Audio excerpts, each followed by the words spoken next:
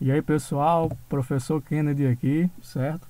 Aproveitar mais esse vídeo aí para o canal para estar revisando uma lista de exercícios passado aí anteriormente, né, para os meus alunos. Quem não é aluno e acompanha aí o canal, tem a oportunidade de estar revisando aí o Enem, né, envolvendo aí questões de estatísticas, pelo cálculo da medida de centralidade, média, moda e mediana e medidas de dispersão, né, variância e desvio padrão. Então, sem perca de tempo, já vamos aqui comentar a primeira questão, né, do Enem de 2019, caderno cinza, questão 155, que diz o seguinte: o preparador físico de um time de basquete dispõe de um plantel de 20 jogadores com média de altura igual a 1,80 m.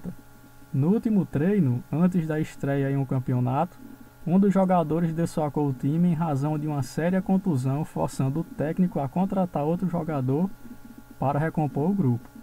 Se o novo jogador é 0,20 metros mais baixo que o anterior, ou seja, 20 centímetros de altura a menos, né?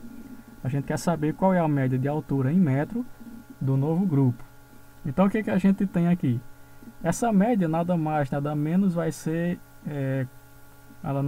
obtida de que maneira? É só você pegar a altura dos 20 jogadores e essa soma da altura desses 20 vai ser dividida por quem? Pelo total de jogadores que a gente tem, que é 20 também.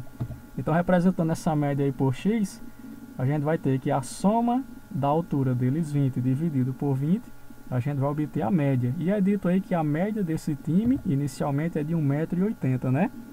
Muito bem.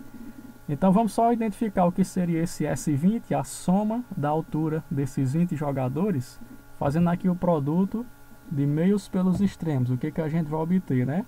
Então a gente vai ter que S20, que é a soma da altura deles 20, vai ser igual a 36 metros, né? Mas isso aí, considerando a situação inicial. Por quê? Porque depois foi substituído um jogador por outro 20 centímetros mais baixo. Então essa nova média a gente vai representar aqui por x barra como sendo o quê? A soma dos 20 jogadores que a gente tinha, né, a soma da altura deles 20, considerando agora que entra um jogador 20 centímetros mais baixo. Então S20 menos 0,2 dividido por 20, né? Um jogador foi substituído por outro, então continua aí tendo 20 atletas nesse grupo. Então, o que a gente vai fazer aqui? Considerar o seguinte, meios pelos extremos também. S20 menos 0,2 vai ser igual a quem? Né? X barra vezes 20. Então, 20 vezes x barra, como sendo aí a nova média, vai ser igual a S20, que a gente calculou a altura inicial, né, do grupo aí, 36 metros, mas considerando agora que foi substituído um jogador por outro 20 centímetros mais baixo. Então, a gente vai ter que 20x barra vai ser igual a 35,8. Passando o 20 e dividindo, então a nova média de alturas dessa equipe vai ser de 1,79 m. Então, resposta correta, alternativa C. Muito bem, segunda questão, também do Enem de 2019, questão 156, caderno cinza, diz o seguinte: em uma fábrica de refrigerantes é necessário que se faça periodicamente o controle no processo de engarrafamento para evitar que sejam envasadas garrafas fora da especificação do volume escrito no rótulo. Diariamente, durante 60 dias, foram anotadas as quantidades de garrafas fora dessas especificações. E o resultado está apresentado aí nesse quadro, né? Então a gente tem uma tabela com duas colunas, onde na primeira vai ter, na coluna da esquerda, a quantidade de garrafas fora das especificações por dia, e na coluna da direita a quantidade de dias. Então, só para a gente entender de maneira bem simples, nessa primeira linha, o que quer dizer esse 0 e o que quer dizer esse 52? Quer dizer que desses 60 dias de observação, em 52 deles, nenhuma garrafa, né, foi envasada fora das especificações, certo? Para a gente compreender melhor o que quer dizer essa segunda linha, que desses 60 dias, em 5 deles, uma garrafa, né, por dia apresentou esse defeito, né? Foi envasada fora das especificações. Mas o que a gente pode tirar disso, né? A questão quer saber qual é a média diária de garrafas fora das especificações no período considerado. Então, para a gente ter essa média, o que a gente vai ter que considerar? Quantas garrafas saíram fora das especificações diariamente ao longo desses 60 dias, mas a gente vai obter que média então, né? Para fazer isso é só a gente pegar o produto, a soma dos produtos de cada coluna dessa, respectivamente, né? Você vai multiplicar então da seguinte maneira: 0 vezes 52, ou seja, nenhuma garrafa apresentou defeito em 52 dias. Então, se não tem defeito, 0 vezes 52. Uma garrafa por dia apresentou defeito durante 5 dias ao longo desses 60 dias observados. Então, vou multiplicar 1 vezes 5. 2 garrafas por dia apresentaram defeito em 2 dias ao longo desses 60 dias observados. Então, vou multiplicar 2 vezes 2, assim como aqui pegar o produto de 3 vezes 1. E para calcular a média dessa forma, quando os dados aparecem em tabela, a gente vai dividir pela soma das frequências absolutas, considerando então a quantidade de dias. 52 mais 5 mais 2 mais 1, dando o total dos 60 dias observados nessa pesquisa. Então, fazendo aí o cálculo, né, a gente vai pegar ali o produto ali em cima, somar, obtendo um total de 12, que quando a gente divide ao longo desses 60, isso quer dizer o quê? Que a gente vai obter, simplificando aqui a fração, 1/5, cujo resultado vai dar 0,2. Ou seja, ao longo desses 60 dias, em média, 0,2 garrafas apresentaram defeito diariamente. Então, resposta correta, alternativa B. Terceira questão da lista, Enem 2018, caderno cinza também, questão 158, que diz o seguinte: os alunos da disciplina de Estatística em um curso universitário realizaram 4 avaliações por semestre com pesos 20%, 10%, 30% e 40%, respectivamente. No final do semestre, precisaram obter uma média nas 4 avaliações de no mínimo 60 pontos para serem aprovados. Então, um estudante dessa disciplina obteve os seguintes pontos nas 3 primeiras avaliações: 46, 60 e 50 pontos, respectivamente. O mínimo de pontos que esse estudante precisa obter na 4ª avaliação para ser aprovado é... Então, a gente está diante aqui de uma questão envolvendo medida de centralidade no que se refere à média ponderada, né? E como é que a gente faz essa média ponderada? A gente vai considerar o produto entre os pesos dessas notas e essas notas, respectivamente. E no final dividir pela soma de pesos atribuída a cada avaliação dessa. Então a gente vai ter isso aqui, representando essa média ponderada por x. Você vai considerar A1 como sendo a primeira avaliação que tem peso 20%, vou deixar aí o 20%, mais A2, a segunda avaliação, considerando aqui respectivamente, né, peso, agora 10%. A3 com peso de 30% e A4 com peso 40%. E a gente vai dividir pela soma dos pesos, né? Pegando na sequência 20 mais 10 mais 30 mais 40, totalizando aqui a soma 100, ou seja, os 100%. Substituindo aqui as informações, o que a gente vai ter? A nota mínima que esse aluno precisa tirar é de tal forma com que essa média seja de, pelo menos aqui no mínimo, 60 pontos para ele ser aprovado. Então, substituindo aqui, ó, a nota que ele tirou na primeira avaliação foi quanto? Aqui tem, ó, as 3 primeiras avaliações, 46. Onde, respectivamente, seus pesos valem aqui para a primeira nota 20%. Então, 46 vezes 20. Segunda avaliação, A2, que tem peso 10, ele tirou 60 pontos. Então, 60 vezes 10, mais A3, a terceira nota foi 50, e a terceira avaliação tem peso 30, ou seja, 50 vezes 30, mais a 4ª avaliação, que a gente não sabe quem é, a gente quer saber qual é esse mínimo de pontos na 4ª prova, mas a gente sabe que ela tem peso 40%. Dividindo aqui a soma, né, 100. Então, só organizando aqui essa continha, nós vamos ter 46 vezes 20, 920, 60 vezes 10 dá 600, 50 vezes 30, 1.500, e A4 vezes 40, né, a nota da 4ª prova, vezes o peso 40, 40 a 4, dividido por 100. Fazendo aqui o produto de meios pelos extremos e já organizando a equação, nós vamos ter que esse resultado tem que ser igual a quem? Meios pelos extremos, né, 60 vezes 100 dá 6.000, Então, isolando A, já fazendo aqui a conta primeiro, a soma de 920 mais 600 mais 1.500 dá 3.020. E a gente vai passar esse resultado para o segundo membro, inverte o sinal, né? Então, isolando A, já pegando ali a diferença de 6.000 menos 320, dá 2.980, passando 40 dividindo. Então, essa nota que ele vai ter que tirar na quarta avaliação tem que ser uma nota mínima para atingir os 60 pontos, né? 74,5. Então, a resposta correta aqui, letra C. Mais uma questão para a gente analisar, Enem 2014, também a cor do caderno de provas foi a cor cinza, questão 153, né, dessa prova que diz: os candidatos K, L, M, N e P estão disputando uma única vaga de emprego em uma empresa e fizeram provas de português, matemática, direito e informática.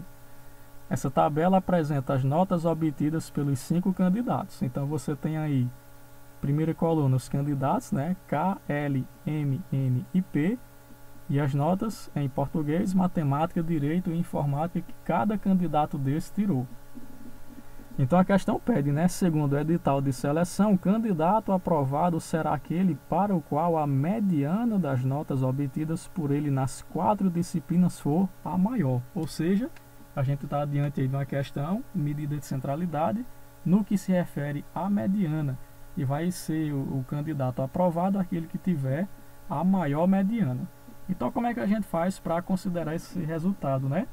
Lembrar que para a gente obter a mediana, a gente precisa colocar esses valores em ordem crescente ou decrescente, e considerar, se tiver a quantidade ímpar de elementos, a mediana vai ser o valor central.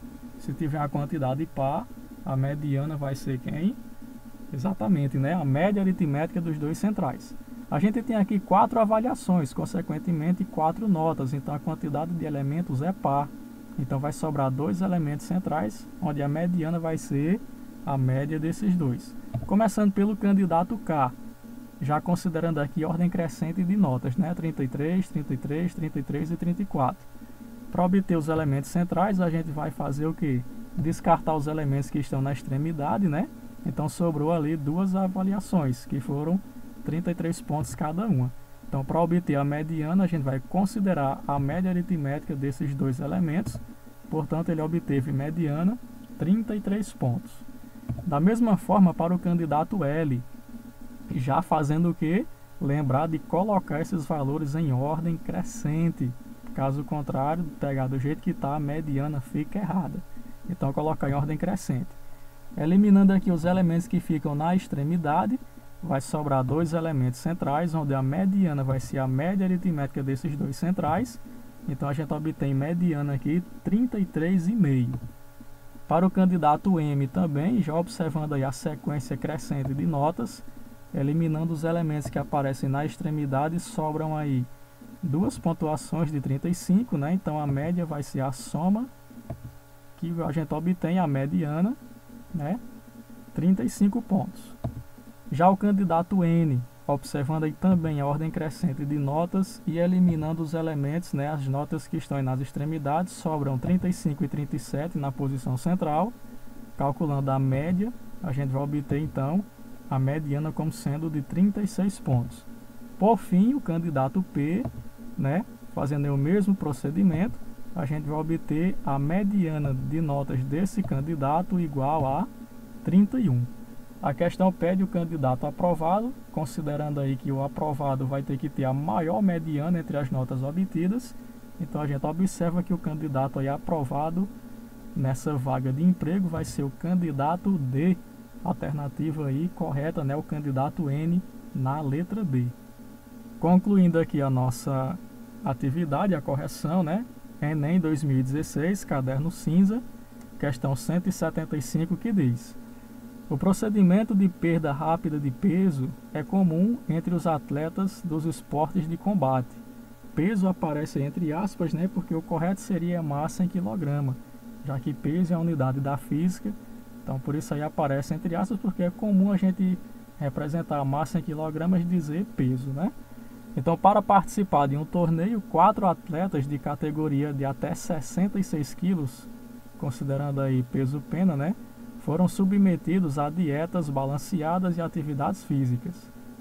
Realizaram 3 pesagens antes do início do torneio. Pelo regulamento do torneio, a primeira luta deverá ocorrer entre o atleta mais regular e o menos regular quanto aos pesos.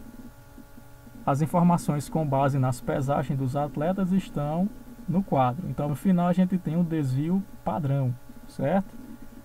A questão pede o seguinte: após essas 3 pesagens, os organizadores do torneio informaram aos atletas quais deles se enfrentariam na primeira luta. Então, quais foram os atletas que se enfrentaram na primeira luta? Como é dito ali em cima, né, os atletas que irão se enfrentar, a primeira luta ocorrerá entre o atleta mais regular e o menos regular quanto aos seus pesos. Quando é que ele é mais regular? Quando essas 3 pesagens apresentam valores que não variam tanto, são mais constantes. Em contrapartida, vai ser mais irregular quando a gente tem aí, né, pesos, considerando dessa forma, né, bastante distintos, diferentes um do outro. Para esse resultado, a gente vai considerar as seguintes observações. Primeira delas, a luta ocorrerá entre o atleta mais regular e o menos irregular, que eu acabei de explicar o que quer dizer essa regularidade. Então, a regularidade de um conjunto de dados se dá pelo maior ou menor desvio padrão. Quanto menor o desvio padrão, mais homogêneo esse conjunto de valores é. Quanto maior o desvio padrão, mais irregular eles são. Esse desvio padrão vem do cálculo da variância, né? E através do cálculo da variância que a gente já tinha revisado aí nas aulas anteriores, a gente vai obter esse desvio padrão, como sendo a raiz quadrada da variância. Essa questão já deu de cara os resultados da variância de peso de cada atleta desse, aparecendo aqui nessa última coluna da tabela, certo? O que a gente tem que saber disso? Que desse modo devemos observar o atleta mais regular, ou seja, o que apresenta o menor desvio padrão, e o atleta com peso mais desigual, ou seja, o maior desvio padrão. Isso porque, como o desvio padrão vem do cálculo da variância, e essa variância aí vai estar girando em torno da média, quanto menor esse resultado, mais próximos os valores estão da média. E quanto maior ele for, mais distantes esses valores estão da média. Se ele está mais próximo da média, ele é mais regular. Se ele está mais distante, ele é mais desigual. É exatamente o que a gente considerou aí nessa observação. Então, considerando os maiores e os menores desvio padrão, a gente vai ter que o atleta 2 ele apresenta o maior desvio padrão, ou seja, os resultados dele de peso é bem desigual. A gente observa, né, que a média do peso dele deu 71. Mas aqui variou, né, entre as pesagens de 65 a 83 quilos. Enquanto o menor desvio padrão que a gente tem, que é do atleta 3, vai indicar o quê? Que esse menor desvio padrão vem justamente porque o peso dele foi o mais regular, girando aí em torno da média, que foi de 70 quilos, variando apenas entre 65 e 75. E é justamente esse cálculo que a gente obtém, né? Quanto mais regular, menor o desvio padrão. Quanto mais desigual, maior é o desvio padrão. Então, considerando que os atletas que irão se enfrentar são os que apresentam o peso mais regular e irregular, a gente vai obter como resposta correta aqui a alternativa C, os atletas 2 e 3. Então, pessoal, com isso a gente conclui nossa revisão e até o nosso próximo vídeo.